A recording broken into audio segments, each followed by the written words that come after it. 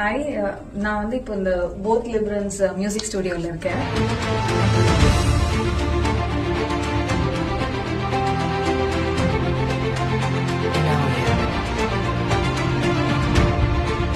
So இங்கே வந்து பாடுறதே ஒரு டிஃப்ரெண்ட் எக்ஸ்பீரியன்ஸாக இருந்தது.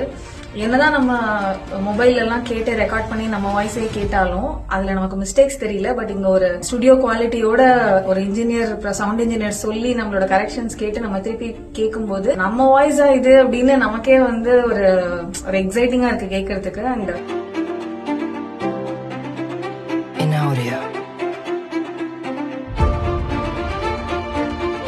it's a very good, wonderful experience, and they have beautiful infrastructure here. So it's a must experience for budding singers.